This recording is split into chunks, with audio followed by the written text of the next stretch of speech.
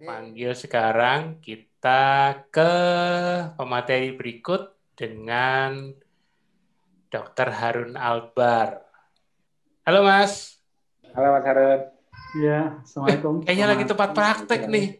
Iya, Iya, kirain memang minggu memang minggu masuk dia. Dia sebenarnya minggu ini susah nih dapat jadwalnya beliau nih. Pantes Iya, bisa. jadi mungkin sebentar palingan ngebut sambil nunggu ini. Saya pikir di atas 15, nah tapi nggak apa-apa lah. Dahsyat. Oke, bisa langsung mulai kali. Ya, Hari ini. hemat waktu karena Mas itu takutnya ribut apa sibuk banget soalnya Mas Harun. Mas Harun nggak apa-apa langsung mulai sekarang. Oke. Ya, Assalamualaikum warahmatullahi wabarakatuh dan selamat siang semuanya. Ya, jadi kali ini kita topik menarik.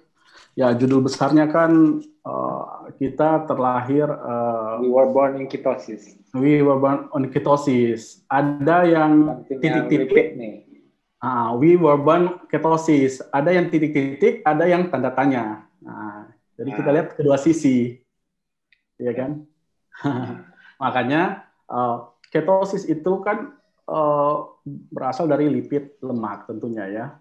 Jadi ya kalau nggak ada lemak, nggak ada free fatty acid, nggak mungkin terjadinya ketosis. Makanya ini kita lebih menilik ke peran penting lemak. Nah, kita lihat pentingnya lemak. Kita dari mana? Nah, kan kita lihat dari ovum sama sperma. Nah, di sitoplasma itu lemaknya, komposisi lemak berada di sitoplasma, kemudian di nukleus itu protein, RNA, DNA. Nah, dari kebutuhan sperma sendiri untuk makronutrien biasanya dilaporkan lebih ke lipid, DHA, dan asam amino. Ini dari yang terkecilnya dulu. Nah, bagaimana dengan we were born on ketosis? Nah, berarti ada ibu hamil yang mempunyai janin ya. Nah, dari itu ibu ya harus makan yang balance diet energi, makronutrien dan mikronutrien. Kita lihat seperti iron, folat, iodium. Nah, ini ada beberapa artikel yang menarik yang bisa kita telah bersama. Nah, di sini dijelaskan pada posisi kehamilan, badan keton itu perannya penting dalam ketonemia. Tapi jika memiliki sampai ke kadar yang lebih atau disebut hiperketonemia, adaptasi ini dapat memberikan dampak gangguan pada perkembangan janin. Jadi, kita harus meneliti kadar berapa, ini yang menarik. Kadar keton pada ibu hamil di tingkat berapa yang safe untuk janin. Nah, ini para pakar-pakar dari dokter kandungan mungkin jika melakukan suatu penelitian bisa dilihat. Keto. Jadi pada batas apa yang aman untuk janin, karena sesuatu yang berlebihan kan nggak bagus. Kalau sampai ke hiperketonemia, dia malah berdampak pada kejadian malformasi janin, perkembangan neurologi, fisiologi terganggu, dan juga lahir mati. Jadi mempertahankan di kadar yang sesuai. Nah, ada beberapa penelitian yang menjelaskan secara gamblang itu proses dari ketosis. Dari artikel tersebut mengatakan bahwa secara fisiologis mereka telah meneliti bahwa kondisi fisiologis ketogenesis itu puasa setelah berolahraga, diet keseimbangan energi, lemak dan karbohidrat, serta pada saat kehamilan dan neonatal period. Nah, kalau puasa biasanya kan untuk menghasilkan keton bervariasi tergantung dari habisnya glikogen pada hepar. Biasanya diambil 12 jam, ada 6 sampai 12 jam. Nah, gitu. Kalau setelah berolahraga secara awam kan kita udah ketahui ya. Jadi untuk bisa membakar lemak kita butuh waktu lebih banyak agar glikogen di hepar itu habis. Kalau glikogen di hepar habis, maka pembakaran lemak dimulai. Ini secara bahasa awam. Nah, ini kita diet keseimbangan energi tinggi lemak dan rendah karbohidrat, ini yang sering dilakuin. Nah, pembahasan kali ini tentang apakah fisiologis ketogenesis pada saat kehamilan dan neonatal period. Kalau tiga hal tersebut ini kan udah sering kita dengar. Kalau ini kita nanti ngulik bersama-sama. Nah, untuk patofisiologi genesisnya, ya tentu ini penyakit yang berkaitan dengan ketergantungan alkohol dan diabetes tak terkontrol. Nah, di sini kita lihat kalau fisiologis ketogenesis itu ketonemia, kalau patofisiologis ketogenesis itu udah mencapai hiperketonemia, di mana kalau ada beberapa penelitian yang mengatakan ketonemia yang pada ketosis, fase ketosis itu ya 1-3 ya. Nah, di atas itu ya ada bisa dikategorikan hiperketonemia. Nah, ini dia. Jadi apa sih yang menjadikan peningkatan keton body, puasa, ketogenic diet, diabetes. Diabetes ini masuk hiperketonemia atau ketoasidosis, alkohol atau malnutrisi.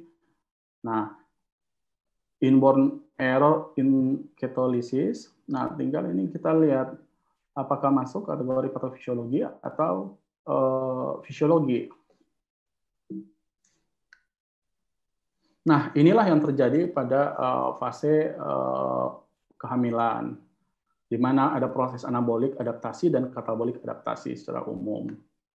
Nah, kalau anabolik fase trimester pertama dan kedua itu peningkatan simpanan lemak pada bunda. Jadi lemak dikumpulkan atau lipogenesis. Sedangkan kalau pada trimester ketiga itu terjadi pemecahan simpanan lemak untuk disalurkan ke janin bersama-sama dengan glukosa. Nah, kita lihat peran lipid terhadap proses perkembangan janin. Kalau glukosa itu mencakup secara keseluruhan energi untuk membuat janin berkembang. Tapi untuk fatty acid atau asam lemak itu dia punya fungsi sangat spesifik satu, termasuk juga kunci energi. Nah, selain dia bersama-sama glukosa sebagai sumber energi, dia punya peran lain, yaitu organogenesis, pembentukan organ. Kemudian untuk kolesterol di tingkat sel, ya dia untuk membangun membran sel, kemudian regulasi pada cairan, kemudian perkembangan proliferasi dari sel, kemudian diferensiasi dan gimana caranya untuk komunikasi antara sel ke sel. Kemudian keton body yang dikatakan tadi, ketika perubahan yang dikatakan ketosis tanpa melihat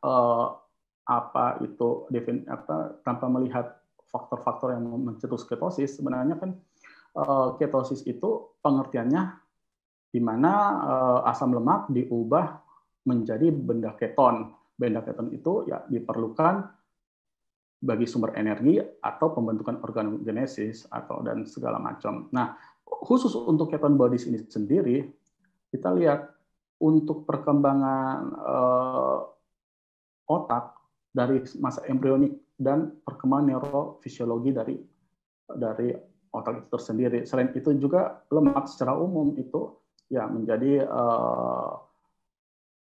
selain dari hormon reproduksi orang tuanya yang seperti saya jelaskan tadi, nah dia juga membantu perkembangan janin. Jadi secara umum lemak itu mempunyai banyak fungsi. Nah, seperti yang dikatakan bahwa ketika katabolisme atau trimester ketiga ya ini ada insulin resisten ya, sehingga membuat pecah dari deposit dari lemak. Nah, ini yang menjadi peran penting bagi pertumbuhan dari janin ya. Selain itu transfer dari plasenta ke menggunakan plasenta nih untuk transfer asam lemak ya.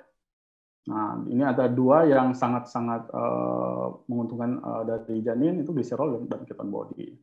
Nah, kalau dalam keadaan puasa pun keton body terbentuk ya untuk disalurkan. Lanjut. Nah, disinilah yang kita harus lihat pada saat pregnancy faktor-faktor apa aja yang membuat ibu itu berada pada fase ketonemia. Nah, itu yang biasa sebagian para ahli mengatakan masih aman. Tapi sebagian lain mengatakan bahwa ketonemia atau hiperketonemia itu sangat berdampak jelek pada janin. Dalam artian ketika dia berada fase ketonemia, maka pertumbuhan otak dan neurofisiologi itu bagus, tapi ketika dia berlebihan atau hiper, maka inilah yang terjadi pada janin. Jadi memang ini sangat secara teori masing-masing mempunyai literatur, cuman memang paling bagus ketika hal ini diteliti, yaitu meneliti kadar keton pada ibu hamil untuk mengevaluasi dari perkembangan janin. Nanti di situ bisa dilihat sampai fase mana keton tersebut berada di kadar darah yang aman untuk janin. Ini bagus untuk dilakukan penelitian oleh teman-teman sejawat yang dokter Objin. Dengan begitu kita bisa melihat apakah ini masuk dalam fase aman atau tidak aman. Ini harus berdasarkan evidence based dan penelitian. Nah, kalau katabolisme sendiri ini kan percepatan pemecahan depot lemak ini yang perkembangan janin ya, ini udah kayaknya tadi.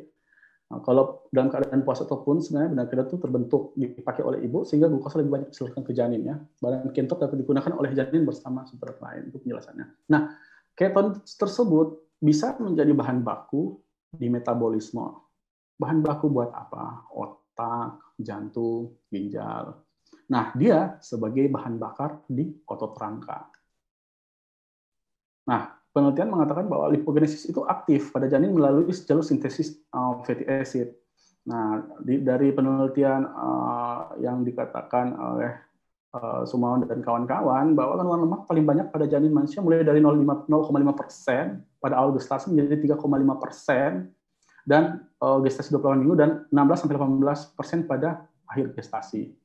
Yang paling penting di sini adalah asam lemak esensial, fatty acid, seperti omega 6, linoleic, dan omega 3, alpha linoleic acid.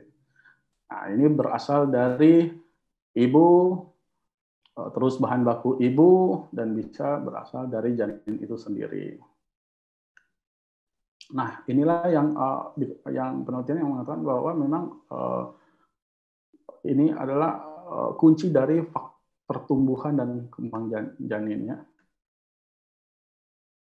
Ini penjelasan yang seperti tadi, bahwa ketika ada transfer maka biasanya total dari fatty acid daripada ibu lebih banyak di plasma dibandingkan dari janin. Nah, ini korelasinya ya. Tapi kalau untuk profilnya berbeda nih. Biasanya kalau di janin lebih tinggi LC-PUVA. Nah, itu untuk mensupport central nervous system. Nah, ini biomagnification. Nah, ini kemampuan plasenta ini untuk mentransfer DHA, ARA, ALA, LE, INTO, dan di sirkulasi janinnya.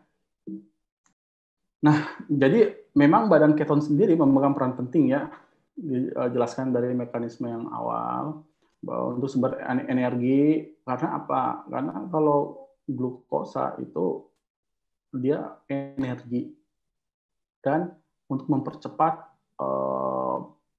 proliferasi sel di tingkat sebelum embrio berkembang. Nah, ketika masuk ke ya, cuman memang ini teman-teman nakes perlu melakukan penelitian untuk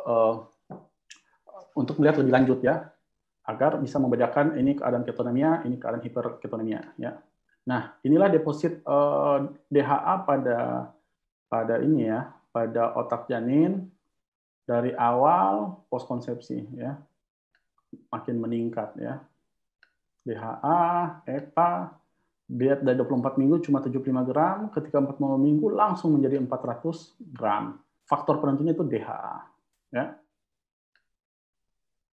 Nah, ini juga satu artikel yang membahas efek dari kehamilan itu terhadap itu metabolisme pada lipid dan lipoprotein. Ya.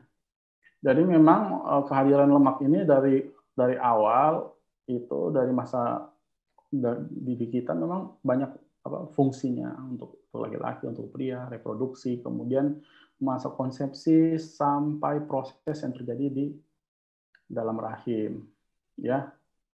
Kemudian kolesterol itu pelindung sel seperti kita tadi, produksi vitamin D dan bahan baku hormon reproduksi, ya. Nah, inilah peran terbesar lemak untuk tumbuh kembang otak, pertambahan jumlah besar dan perbesaran ukuran sel. Yang pusat itu 15-20 minggu. Ini sebenarnya fase di mana memang perlu lemak sangat banyak, ya. Fase untuk itu, ya. Nah, dari pertumbuhan dan perkembangan janin itu selama dalam kandungan itu membutuhkan lemak sebagai sumber kalori.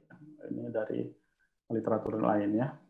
Nah, ini pun berlanjut ketika sudah untuk melahirkan. Jadi moms, ibu, itu juga masih tetap menyimpan lemak setelah melahirkan karena itu nanti dibuat jadi cikal bakal untuk memproduksi ASI, ya, karena ASI itu diproduksi oleh sel lemak di payudara untuk persiapan ASI. Nah, bagaimana kalau kita kekurangan lemak?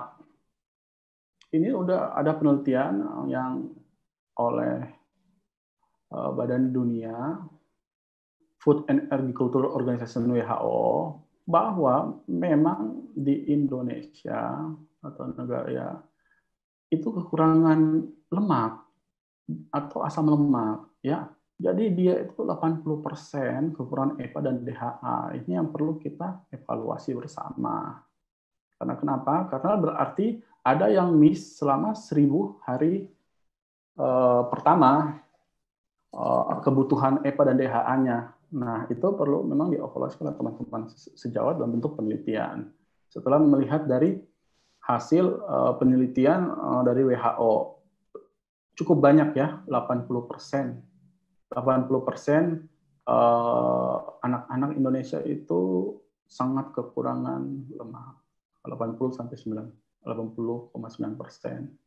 84, dan PUVA 80,6%. Ini justru adalah faktor-faktor penting dari pembentukan otak. Nah, bagaimana komposisinya? Ada sebagian peneliti yang menyatakan bahwa kandungan ASI itu lemak 55%, karbohidrat 39%, dan protein 6%. Nah, ini ada beberapa yang mengatakan bahwa bayi akan mendapatkan energi dari laktosa yang akan dipecah menjadi glukosa dalam 2 jam pertama. Nah, kandungan lemak itu yang tinggi di ASI. Nah, ini pendapat salah satu para pendapat ahli, ya. Lipid baru digunakan setelah 12 jam dan diubah menjadi badan keton. Ini yang ditampilkan di jurnal. Nah, tapi ketika kita melihat kelahiran dari si baby, kelahiran si baby itu tidak dengan indeks glukosa yang sangat tinggi. Nah, ini gambaran, maksudnya dia bayinya lahir bawa permen, ya, menunjukkan bahwa bayi ini memang glukosa dia bawa sangat banyak atau hiperglikemi. Tentu tidak, karena secara fisiologis kalau untuk ukuran bayi yang memang masih baru lahir 45-60 mg. Ini kan kalau merujuk ke dewasa, ya, dikatakan hipoglikemi, ya. Nah, di sini ada pendapat yang mengatakan bahwa dalam situasi di mana kadar glukosa darah yang rendah, ini dengan pendapat yang satunya, penelitian yang berbeda. Yang rendah karena belum mendapatkan asupan ASI terjadi respon ketogenik, yaitu asam lemak menjadi keton. Di sini dikatakan di artikel IDAI yang berjudul Menyusui Bayi dengan Risiko Hipoglikemik di buku Indonesia Menyusui, dikatakan bahwa otak bayi dengan kemampuannya akan memanfaatkan badan keton untuk menghemat glukosa bagi otak dan melindungi fungsi neurologis bayi. Nah, ada juga yang peneliti mengatakan bahwa ada sebagian bayi yang cukup bulan itu dia melewati proses glucogenolisis, kemudian gluconeogenesis dari alanin, pyruvate, gliserol, dan kemudian laktat. Kemudian proses lipolisis membentuk gliserol yang akan berubah menjadi glukosa. Tidak ada respon. Jadi ini perlu ada penelitian lebih lanjut. Nah, mungkin bisa aja bayi-bayi baru lahir kita selain mengukur kadar, membuat protap untuk mengukur kadar gula darah, pada saat lahir langsung kadar gula darah, kita sertakan dengan pengukuran keton. Ini bisa dijadikan dalam bentuk penelitian untuk melihat proses ketosis yang terjadi pada bayi. Dan ini butuh memang penelitian dengan skala besar, dengan evidence base, dan dengan skala besar evidence base dan harus dianalisis oleh para pakar. Nah, di sini baru bisa kita lihat karena ada perbedaannya. Nah, kalau lihat di sini, apakah kita menjadi pertanyaan, apakah kita lahir dengan kondisi satu-satunya ketosis? Nah, kalau kita lihat ini,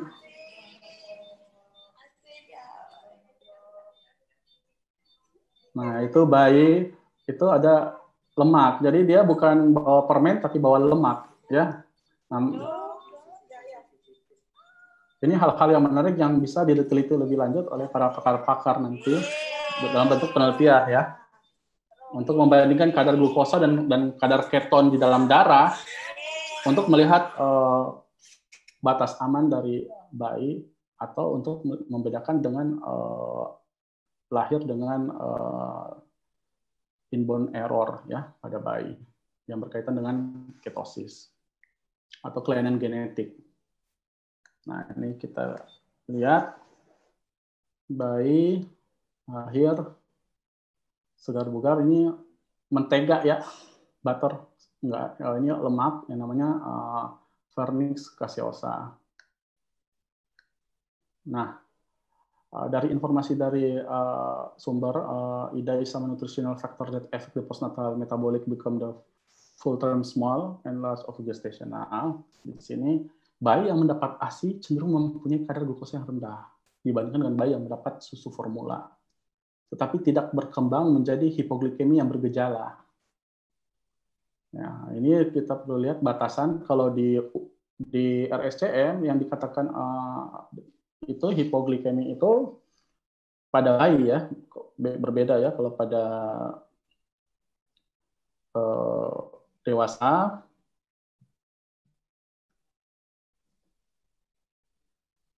Maaf, ada panggilan. Oh, enggak. Ya, jadi kalau biasanya menggunakan di bawah 45, atau kalau di RSCM itu di bawah 47. Nah, kalau dia minum ASI, ini kan ada hipotesa ini dari sumbernya dari menyusui bayi dengan resiko hipoglikemi, buku Indonesia menyusui, bahwa jika bayi itu mendapatkan ASI, walaupun kadar gula darahnya rendah, itu tidak akan berkembang menjadi hipoglikemi yang bergejala dibandingkan dengan susu formula. Nah, pemberian minuman awal ASI ini yang mengandung alanin, asam lemak, rantai panjang, dan laktosa meningkatkan proses gluconeogenesis. Bayi yang cukup bulan itu yang minum ASI mempunyai kadar glukosa yang lebih rendah, tetapi mempunyai kadar badan keton yang lebih tinggi. Nah, ini perlu penelitian nih, bayi-bayi baru lahir. Bisa dibandingkan antara begitu lahir, yang mendapatkan ASI di awal, IMD, diperiksa ketonnya, yang tidak mendapatkan ASI di awal, diperiksa ketonnya, dilihat kadarnya, nanti bisa mendapatkan hasil penelitian yang membuat untuk perkembangan dari tentang ini masalah ASI, ya. Nah, ini pemberian ASI eksklusif mempertahankan bayi pada ketosis ringan. Jadi ada sebagian pendapat yang mengatakan bahwa ternyata bayi itu lahir dalam keadaan ketosis. Ada sebagian pendapat itu nutritional factor that affect the postnatal metabolic adaptation, ya.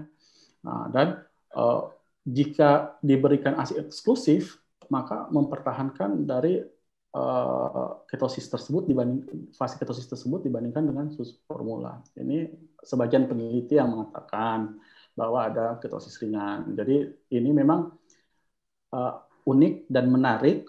Ada perbedaan yang penelitian yang berbeda di beberapa peneliti. Jadi ini sangat bagus untuk diuji dengan melakukan penelitian yang baru. Nah, ini sumber dari yang saya katakan tadi, menyusui bayi dengan risiko hipoglikemi. Bayi yang mendapatkan ASI cenderung mempunyai kadar glukosa yang rendah dibandingkan dengan bayi yang mendapatkan supermula, tapi tidak berkembang menjadi hipoglikemi. Ya. Nah, gitu. Jadi kadar keton tinggi. Nah, definisi hipoglikemi hingga saat ini masih kontroversi karena kurangnya korelasi yang bermakna antara kadar glukosa plasma, gejala klinis, dan gejala sisa jangka panjang. Hipoglikemi ditandai oleh nilai yang unik. Makanya ini bagus nanti kalau penelitian selanjutnya paling oke itu jika disertai dengan kadar keton. Hipotesa ketika kita melakukan penelitian untuk diduga hipoglikemi dengan kadar keton yang tinggi mungkin tidak akan membuat bayi hipoglikemi bergejala dibandingkan dengan hipoglikemi pada bayi dengan kadar keton rendah. Itu sebuah hipotesa. Nah, untuk membuktikan ya seperti saya katakan tadi, kita harus dari teman-teman nakes dokter anak dengan bidang dan pakarnya bisa meneliti hal seperti ini dengan menggunakan evidence-based medicine untuk bisa membuktikan atau membatalkan hipotesa tersebut. Nah, kita lanjut peran dari lemak. Setelah bayi lahir, ini dari artikel pemberian makanan pendamping air susu ibu, empasi, ini yang diperhatikan. Protein hewani, nabati sejak 6 bulan, ini telur, daging, dan ikan diberikan dalam keadaan benar-benar matang. Nah, minyak, mentega, atau santan dapat digunakan sebagai penambah kalori. Nah, ini menjadikan 3 hal penting yang diberikan untuk kita dalam panduan empasi. Ya. Nah, hal-hal yang dihindari, madu. Hal-hal yang dihindari adalah pemberian makanan dengan kadar lemak yang tinggi. Nah, ini apakah lemak seperti apa dibandingkan dengan lemak yang ada di telur dan daging. Ini menarik nih, kita lihat. Dan ada pemanis, penyedap rasa, dan sebagainya. Kalau ini gambaran mah gambaran makanan tinggi karbo ya. Sama ini, pemberian jus buah tidak disarankan untuk anak-anak berusia di bawah setahun. Nah, mungkin dari tujuan ini untuk melanjutkan program fokus kepada 1000 hari pertama untuk pemenuhan DHA, itu pemenuhan omega 3, omega 6 untuk perkembangan golden period dari otak sang anak. Ya. Kesimpulan, kita ini terlahir dengan status metabolik yang kompleks. Yang kompleks dalam artian tidak berdiri sendiri. Semua ada ketergantungan. Ada beberapa peneliti menemukan fase ketosis, ada sebagian yang mengatakan campuran. Ya. Jadi status metaboliknya manusia ini kompleks, tidak berdiri sendiri. Kemudian ibu hamil itu harus konsumsi makanan yang sehat ya. Ini untuk mendukung makronutrien dan mikronutriennya. Nah, ini pentingnya PUFA berperan penting pada reproduksi, masa konsepsi, tumbuh kembang janin, dan kandungan omega 3 dan omega 6 bagi janin serta ini. Terima kasih. Kurang lebih seperti itu. Oke, thank you. Oke. Mas Harun. Nah, ini kan menarik ya. Keren, Mas, keren. Tadi objektif banget tuh presentasinya, jadi ngasih tahu pendapat yang masih ada di kalangan.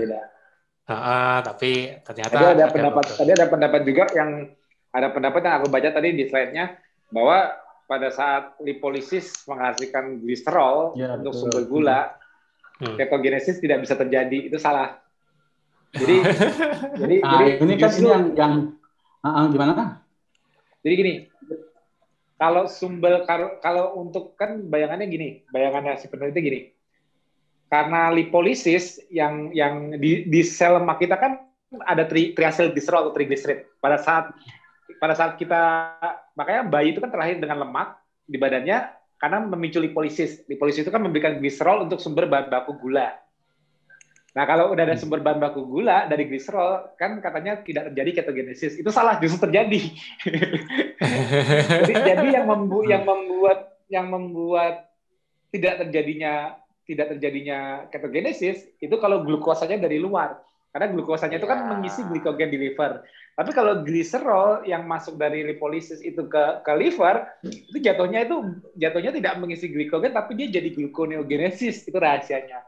Dan asam amino dan fatty acid dari ibunya itu yang menyumbangkan gliserol dan glucogenic amino acid itu juga tidak membatalkan ketogenesis. Salah. Itu justru menjadi bahan baku gluconeogenesis.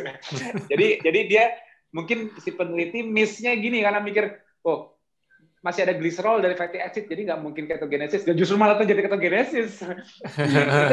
itu nggak mungkin dihindari karena jatuhnya itu. Jadi dia tadi statementnya tuh dia salahnya di sumber gliserol dari fatty acid, dari triglyceride membatalkan ketosis. Salah. Itu yang dia salah di fisiologi basicnya. Dasar banget soalnya. Nah, terus nanti justru memang betul sih, memang kan begitu ASI-nya tetap dipertahankan, hipoglikemianya menjadi non simptomatis. Artinya apa? Kalau hipoglikemia tidak memberikan gejala, artinya apa? Artinya otak ada sumber energi lain, karena itu basicnya otak kan aku jelasin, blood-brain barrier kan hanya bisa melewatkan yang substrat yang soluble, contohnya seperti gula, glukosa atau keton, nggak bisa melewatkan lemak. Ya, nah, jadi kalau glukosa sampai rendah tapi tidak bergejala, artinya berarti keton tinggi. Berarti keton tinggi, dan tingginya itu juga bukan tinggi gini, Mas. Jadi uniknya bayi itu tidak seperti orang yang ketosis pada saat gini. Kalau orang kita dari makan karbo terus kita jalanin diet keto, kan pertama kan ketonnya bisa sampai 4-5 milimol. Ya kan? Nah, tapi seiring adaptasinya, kayak aku nih udah 12 tahun.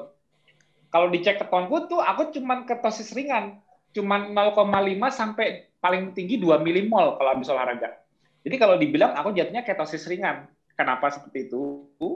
Karena keton yang dihasilkan kenapa ringan, tidak tinggi, tidak hiper?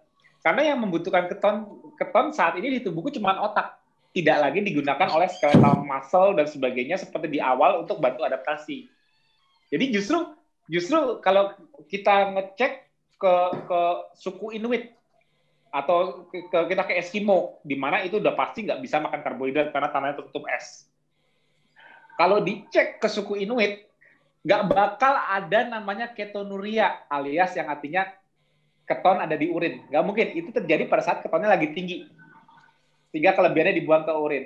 Tapi dari lahir sampai dewasa, kalau tidak pernah kemasukan karbo, tidak pernah ada namanya hiperketonemia.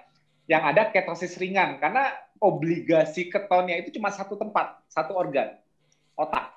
Jadi tidak perlu jumlah keton yang besar untuk menyuplai ke otak. Kalau di awal adaptasi ketosis, kenapa orang yang keto itu pada tinggi semua ketonnya, di atas 2 milimol lah, di atas kita yang udah tahunan, udah lama. Itu karena apa? Karena mereka masih belum bisa bakar lemak. Jadi keton itu jauh lebih mudah dibakar dibanding bakar lemak. Bakar lemak itu sulit kalau mitokondrianya nggak bagus.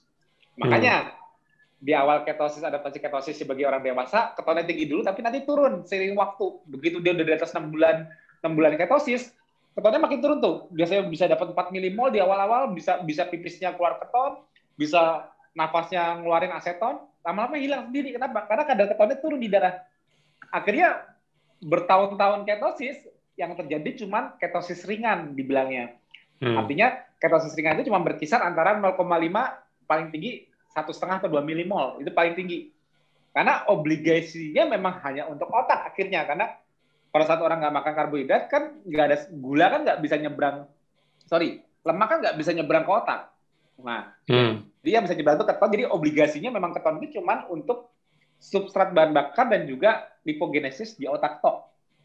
Tidak ada kewajiban bagi organ lain di luar otak untuk memakai keton. Tidak ada obligasinya karena tidak ada pembatasan dari pembuluh darah untuk mengambil lemak dari sirkulasi. Contohnya mengambil lipoprotein, halomikron maupun albumin bound fatty acid. Nah, Itu rahasianya. Jadi udah bener, yang nggak boleh itu hiperketonemia malah kalau aku bilang. Hiperketonemia di kondisi ibu hamil hiperketonemia itu malah salah. Itu kegagalan respon insulin. Kalau dia memiliki masalah kegagalan respon insulin, yang terjadi bukan hiperketonemia juga. Yang terjadi dua, hiperketonemia dan hiperglikemia. Dua yang terjadi, bukan satu. Itu yang bakal menghasilkan output problem di janin. Itu benar. Karena dia mengalami dua hal, hiperketonemia dan hiperglikemia. Berarti dia ada masalah di negatif feedback insulin untuk menghentikan proses gluconeogenesis dan ketogenesis yang berlebihan sehingga menjadi hiper. Harusnya ketonnya itu hanya cukup diproduksi untuk satu, otak si ibu. Yang kedua juga untuk janin. Jadi tidak perlu sampai hiperketonemia. Tapi yang kayak aku jelaskan tadi pas selesai dari materinya Mbak Arisma, kenapa lemak bisa menyeberang ke plasenta, tapi tidak butuh-butuh banget. Kenapa? Karena untuk struktural lemaknya itu kebanyakan janin itu memproduksinya sendiri, namanya de novo lipogenesis.